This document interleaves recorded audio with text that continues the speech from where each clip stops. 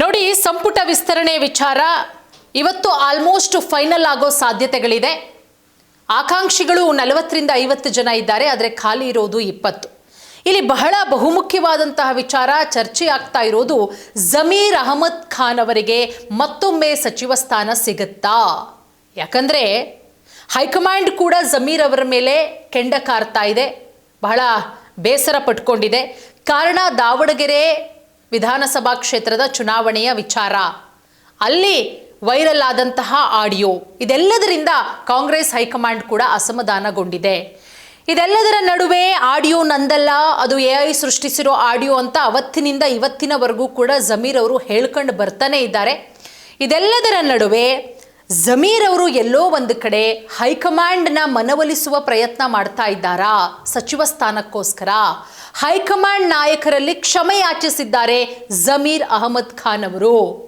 ನೋಡಿ, ಡೆಲ್ಲಿಯಲ್ಲಿ ಸಚಿವ ಸಂಪುಟ ವಿಸ್ತರಣೆಯ ಕ್ಲೈಮ್ಯಾಕ್ಸ್ ಹಂತ ಎಲ್ಲ ಅಂದುಕೊಂಡಂತೆ ಆದರೆ ನಾಳೆ ಮಧ್ಯಾಹ್ನದ ನಂತರ ನೂತನ ಸಚಿವರುಗಳ ಪ್ರಮಾಣ ವಚನ ಸ್ವೀಕಾರ ಕಾರ್ಯಕ್ರಮವೂ ಕೂಡ ಇದೆ. ಇದೆಲ್ಲದರ ನಡುವೆ ಜಮೀರ್ ಅವರು ಈಗ ಒಂದು ರೀತಿಯಲ್ಲಿ ಹೈಕಮಾಂಡ್ ನಾಯಕರನ್ನ ಕ್ಷಮೆಯಾಚಿಸೋದಕ್ಕೆ ಮುಂದಾಗಿದ್ದಾರೆ ಅನ್ನುವಂತಹ ವಿಚಾರವೂ ಕೂಡ. ಯಾಕಂದರೆ ಕ್ಲೈಮ್ಯಾಕ್ಸ್ ಹಂತವನ್ನು ತಲುಪಿದೆ ರಾಜಕೀಯ ವಲಯದಲ್ಲಿ, ಏನಾಗಬಹುದು ಅನ್ನುವಂಥದ್ದು ಕೂಡ. ಇದೆಲ್ಲದರ ನಡುವೆ ಬಹಳಷ್ಟು ಕುತೂಹಲ.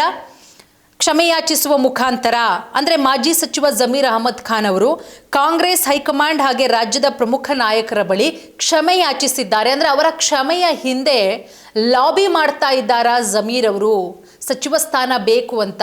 ಯಾಕಂದರೆ DCM ಆಗ್ತಾರೆ ಅಂತಲೇ ಹೇಳಲಾಗ್ತಾ ಇತ್ತು. ಮುಸ್ಲಿಂ ಕೋಟಾದ ಅಡಿಯಲ್ಲಿ ಜಮೀರ್ ಅಹಮದ್ ಅವರನ್ನ DCM ಮಾಡಲಾಗುತ್ತೆ ಅಂತಲೇ ಹೇಳಲಾಗ್ತಾ ಇತ್ತು ಕಳೆದ 1.5 ತಿಂಗಳುಗಳ ಹಿಂದೆ. DK ಶಿವಕುಮಾರ್ ಅವರು ಮುಖ್ಯಮಂತ್ರಿ ಅಂತ ಹೇಳಿ ಅನೌನ್ಸ್ ಆದಾಗ್ಲೇನೆ. ಬಟ್ ಆ ಟೈಮಿಗೇನೆ ಒಂದು ಆಡಿಯೋ ವೈರಲ್ ಆಗುತ್ತೆ, ಜಮೀರ್ ಅಹಮದ್ ಅವ್ರದ್ದು ಅನ್ನುವಂತಹ ಆಡಿಯೋ. ಆ ಆಡಿಯೋ ವೈರಲ್ ಆದಂತಹ ಸಂದರ್ಭದಲ್ಲಿ ಜಮೀರ್ ಅವರಿಗೆ ಕೈ ತಪ್ಪು ಹೋಯಿತು. ಸಿದ್ದರಾಮಯ್ಯರೊಟ್ಟಿಗೆ ಎಲ್ಲವೂ ಸರಿ ಇಲ್ಲ, ಸಾಕಷ್ಟು ಲಾಬಿ ಮಾಡ್ತಾರೆ ಜಮೀರ್ ಅವರು ಕೂಡ ಅಷ್ಟೇನೆ. ತೆರೆಯ ಹಿಂದೆ ತೆರೆಯ ಮುಂದೆ ಅವರ ಬೆಂಬಲಿಗರು ಆಪ್ತರು ಪ್ರೊಟೆಸ್ಟ್ಗಳನ್ನು ಮಾಡ್ತಾರೆ. ಸಿದ್ದರಾಮಯ್ಯ ಅವರ ಬಳಿ ಹೋಗಿ ಕೇಳ್ತಾರೆ. ಸಿದ್ದರಾಮಯ್ಯವರು ಬಹಳ ಓಪನ್ ಆಗೇ ಹೇಳ್ತಾರೆ, ಯಾಕ್ರಿ ಇದು ಮಾಡಬೇಕು, ಆತನೇ ನನಗೆ ದ್ರೋಹ ಮಾಡಿದ್ದಾನೆ, ಹೆಂಗಾಗ್ಬಿಡುತ್ತೆ ಅಂತ ಹೇಳಿದಾಗ, ಅಂದರೆ ಇಬ್ಬರಲ್ಲೂ ಕೂಡ ಎಲ್ಲವೂ ಸರಿ ಇಲ್ಲ ಅನ್ನೋದು ಕೂಡ ಜಗಜ್ಜಾಹಿರ ಆಗುತ್ತೆ. ಬಟ್ ಸಿದ್ದರಾಮಯ್ಯನವರು ಯಾವತ್ತಿದ್ರು ನಮ್ಮ ನಾಯಕ, ಅವರ ನನ್ನ ನಡುವೆ ಯಾವುದೇ ರೀತಿಯ ಮುನಿಸಿಲ್ಲ ಅಂತಲೂ ಕೂಡ ಹೇಳಿದ್ದಾರೆ. ಅದೆಲ್ಲದರ ನಡುವೆ ಜಮೀರ್ ಅಹಮದ್ ಖಾನ್ ಅವರು ಹೈಕಮಾಂಡ್ ಬಳಿ ಈಗ ಕ್ಷಮೆಯಾಚಿಸಿರೋದು ಕೂಡ ಇದೆಲ್ಲದಕ್ಕೂ ಕೂಡ ಪುಷ್ಟಿ ಕೊಡ್ತಾ ಇದೆ. ಮುಖ್ಯಮಂತ್ರಿ DK ಶಿವಕುಮಾರ್ ಅವರ ನೇತೃತ್ವದ ಸಚಿವ ಸಂಪುಟ ಗುರುವಾರ ಆಲ್ಮೋಸ್ಟ್ ಫೈನಲ್ ಆಗುತ್ತೆ. ನಾಳೆ ಮಧ್ಯಾಹ್ನದ ಒಳಗಡೆ ನೂತನ ಸಚಿವರುಗಳ ಪ್ರಮಾಣ ವಚನ ಸ್ವೀಕಾರ ಕೂಡ ಆಗುತ್ತೆ. ಈ ಬಾರಿ ಹೊಸ ಸಮೀಕರಣದೊಂದಿಗೆ ಸಚಿವ ಸ್ಥಾನ ಭರ್ತಿ ಮಾಡೋದಕ್ಕೆ ಕಾಂಗ್ರೆಸ್ ಹೈಕಮಾಂಡ್ ಕೂಡ ನಿರ್ಧಾರ ಮಾಡಿದೆ.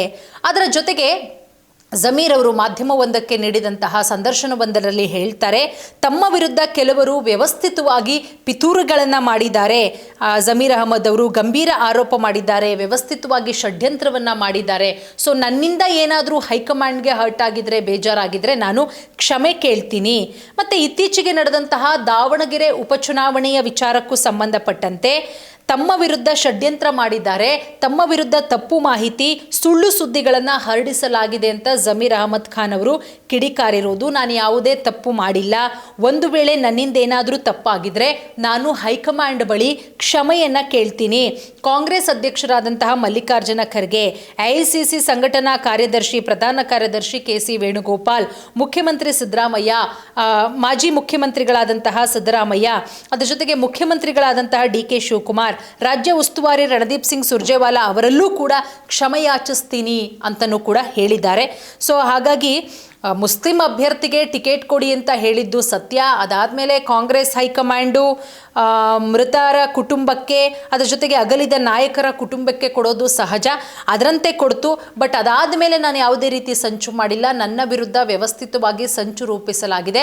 ಆದಾಗ್ಯೂ ನನ್ನಿಂದ ಏನಾದರೂ ಹೈಕಮಾಂಡ್ಗೆ ಬೇಜಾರಾಗಿದ್ದರೆ ಕ್ಷಮೆಯಾಚಿಸೋದ್ರ ಮುಖಾಂತರ ತಮಗೂ ಕೂಡ ಟಿಕೆಟ್ ಕೊಡಲಿ ಸಚಿವ ಸ್ಥಾನದ್ದು ಅನ್ನೋದನ್ನು ಇಂಡೈರೆಕ್ಟ್ ಆಗಿ ಹೇಳ್ತಾ ಇದ್ದಾರೆ ಜಮೀರ್ ಅವರು. ಸೊ ಕಾದ್ ನೋಡೋಣ, ಇವತ್ತು ಸಂಜೆ ಒಳಗಡೆ ಫೈನಲ್ ಆಗುತ್ತೆ. ನಾಳೆ ನೂತನ ಸಚಿವರುಗಳ ಪ್ರಮಾಣ ವಚನ ಇದೆ. ನಾಳೆ ಇವತ್ತು ಸಂಜೆಯ ಒಳಗಡೆ ಏನಾದರೂ ಮ್ಯಾಜಿಕ್ ಆಗಿ ಜಮೀರ್ ಅವರಿಗೆ ಮತ್ತೊಮ್ಮೆ ಸಚಿವ ಸ್ಥಾನ ಸಿಗುತ್ತಾ ಕಾದು ನೋಡಬೇಕು.